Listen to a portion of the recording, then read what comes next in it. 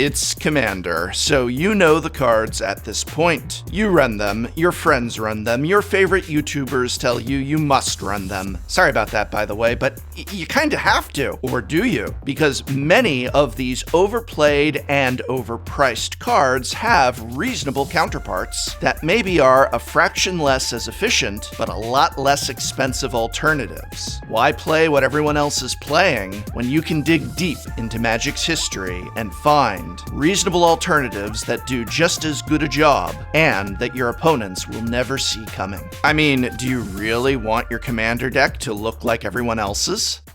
As a former English professor, I've seen plenty of boring cliches that I just can't stand anymore. Webster's dictionary defines me as over it. Have no fear, viewers, because today we're going to talk about some options that can help you escape those feelings of old and busted, have similar effects, and might be a sight for sore eyes or a break on your wallets, taking you from tired to wired. And speaking of wired, these cards I am about to show you may be, but you know what isn't wired? Why, it's these Raycon Everyday E25 earbuds, sponsor of this video.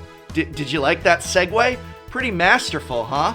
But not nearly as masterful as the high audio quality and low price of wireless earbuds such as these Raycon Everyday E25 earbuds. It's January 2021 and I'm going to listen to the latest Snoop Doggy Dogg album on these.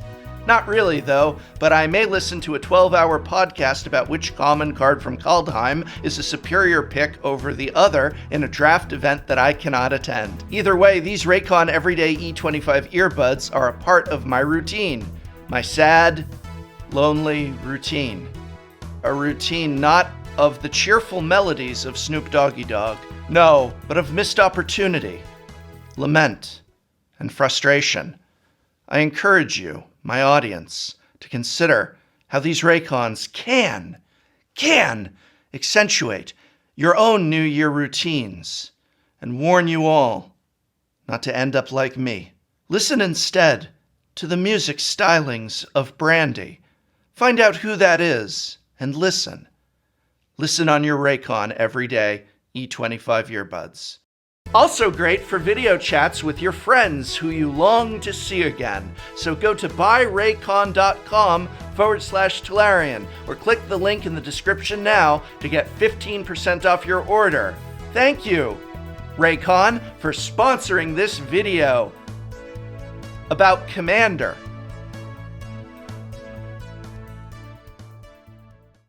Let's start with white, because we all know that white is the runaway, undisputed, strongest color in Magic. From powerhouse spells like Pacify and the recently spoiled Uncommon. I'm kidding. I'd tell you to run an alternate version of Smothering Tithe if there was a similar option for Smothering Tithe, but it's a color staple because there's just not really anything else like it. Since Wrath and Exile's single target removal are white's bread and butter, allegedly, and thus there are approximately 40 different Wrath options alone, many with the same or a similar cost. So this is where I feel there are lots of options to keep mono white and multicolored decks ready to lock down a problematic creature, or simply make all of them disappear. Wrath of God and Day of Judgment are the tried and true destroy all creatures for 4 mana sorceries spells in white. But there are also more at different costs and with different spell types or abilities that are worth considering. Hour of Revelation can destroy all non-land permanents on the board for 3 white, as long as there are 10 or more non-land permanents on the battlefield to reduce its cost by 3 generic mana. Rout is a 5 mana sorcery speed Wrath that can be cast at instant speed for an additional 2 generic mana and prevents creatures from being regenerated. Don't pass up on Sunscour, which costs no mana if you exile 2 white cards from your hand. Or Phyrexian Rebirth, a 6 mana sorcery that will destroy all creatures on the board and then give you an XX colorless horror artifact creature where X is the number of creatures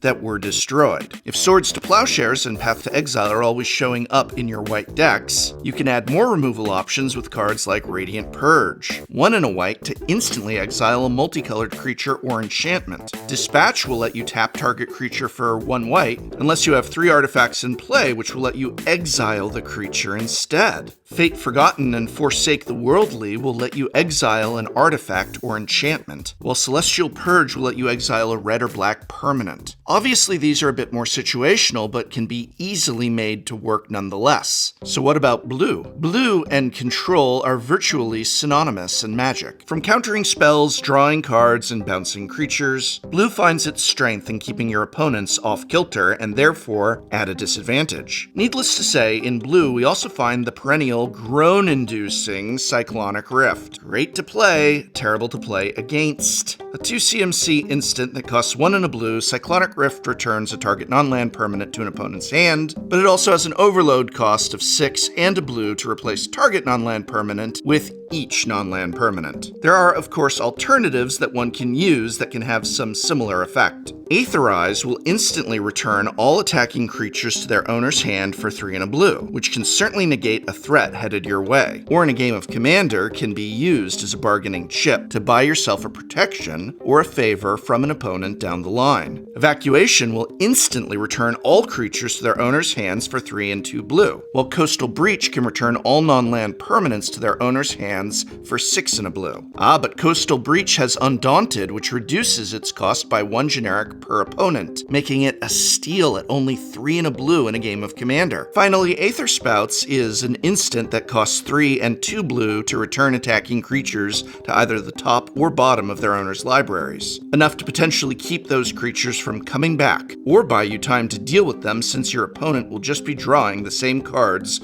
over and over instead of finding new answers. Now, in black, sorcery speed board clearing is something the color is well versed in, but sometimes the 4 CMC Damnation and the potential Game Ender X and 2 black Torment of Hailfire just start feeling tired. It's Commander, you want to play something your opponents aren't expecting. And these days, that's all some of us see. Well, you know what? There are other spicy black board clearing spells that might be easier on your wallet and new to your play group. If you're running either mono black or a decent amount of swamps, consider Mutilate, a 2 and 2 black sorcery that gives all creatures -1/-1 until end of turn for each swamp you control. Bontu's Last Reckoning is a sorcery for 1 and 2 black that destroys all creatures. The lands you control don't untap during your next untap step. For more targeted broad removal, try Sudden Spoiling paired with Mutilate or Rising Miasma, a 3 and a black sorcery that will give all creatures -2/-2 until the end of the turn. Additionally, for an awakening cost of 5 and 2 black, Rising Miasma will reward you with the ability to make a land a 3/3 elemental with haste that's still a land. If your opponents haven't filled their graveyards yet but have a substantial board presence, consider Living Death, a sorcery for 3 and 2 black. Each player will exile all creature cards from their graveyard, then sacrifice all creatures they control,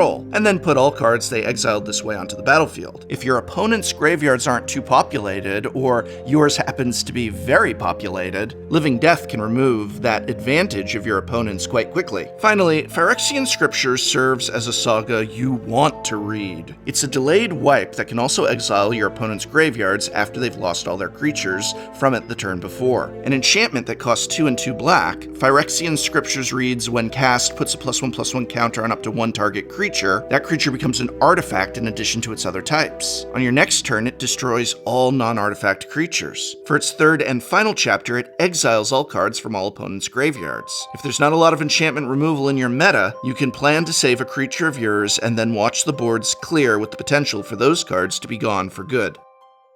Now, red's incremental and burst damage are staples of the color, and being able to get that extra value from creatures entering the battlefield is just gravy. Purphoros, God of the Forge, is an indestructible legendary enchantment god. As long as your devotion to red is less than 5, Purphoros isn't a creature. But whenever another creature enters the battlefield under your control, Purphoros deals 2 damage to each opponent. And for 2 and a red, creatures you control get +1/+0 until end of turn. Overplayed to the point that this indestructible Purphoros is starting to feel linear, here are some other options I would ask you to consider. Warstrom's Surge is an enchantment that costs 5 and a red. Whenever a creature enters the battlefield under your control, it deals damage equal to its power to any target. While more expensive than Purphoros and without the benefit of indestructible, it can issue damage as you see fit, either to a problematic creature, a planeswalker, or even the player of your choosing. Likewise, Rampaging Ferocidon can also bring a potentially significant value to the table if you want to both punish and prevent your opponents opponents from playing creatures. At 2 and a red, Ferocidon has Menace, keeps players from gaining life, and whenever another creature enters the battlefield, Rampaging Ferocidon deals 1 damage to that creature's controller. Keeping life gain at bay and providing a disincentive for playing creatures can certainly help turn the tide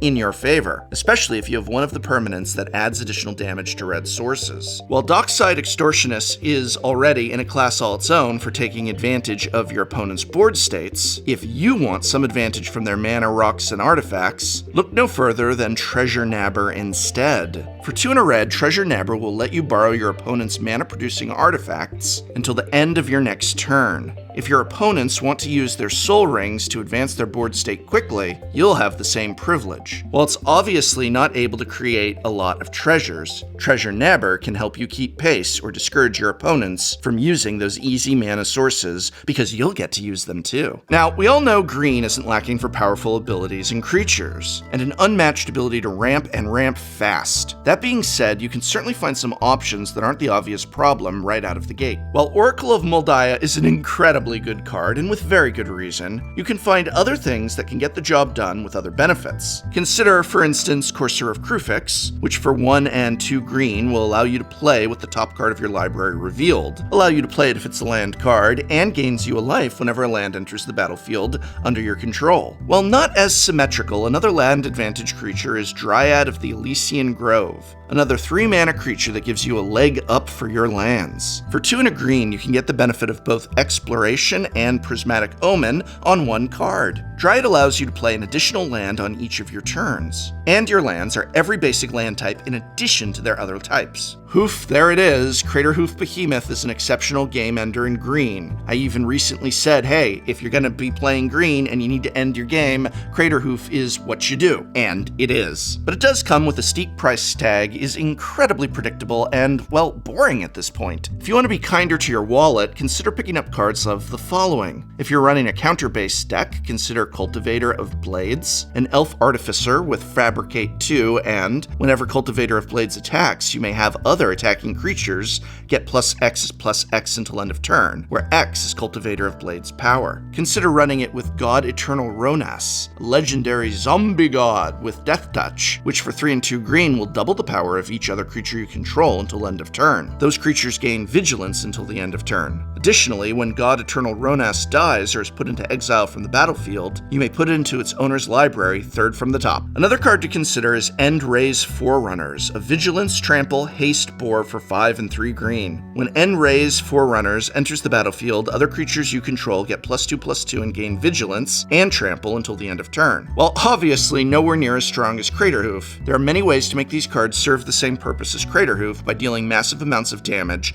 to your opponents. Hey, we're not done yet. Let's talk artifacts. Or maybe we are still in green. Well, the Great Henge is a runaway favorite for a good cause. An artifact that will set you back 7 and 2 green, the Great Henge is a legendary artifact that costs X less to cast, where X is the greatest power among creatures you control. It also taps to add 2 green, and you gain 2 life. And further still, whenever a non-token creature enters the battlefield under your control, put a +1/+1 counter on it and draw a card. Oh my goodness, that's a ton of value for likely much less than 9 mana. You can still see some advantage from the much cheaper Life Crafter's Bestiary. This is a favorite of mine. I've mentioned it before, but I'm going to mention it here. For 3 mana, the artifact will let you scry on every upkeep, and whenever you cast a creature spell, you can pay green to draw a card. Yes, again, it's not the powerhouse that the Great Henge is, but you can get a preview to your next card and pay a nominal amount to keep drawing as you play creatures.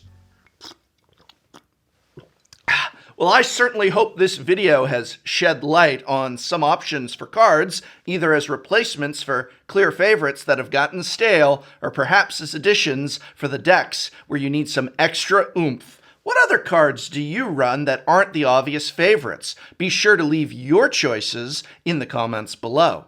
Special thanks once again to Raycon for sponsoring this video. Go to buyraycon.com/Tolarian or click the link in the description now to get 15% off your order.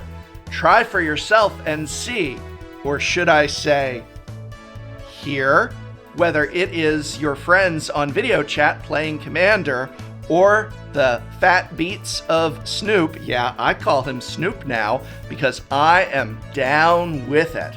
Raycons.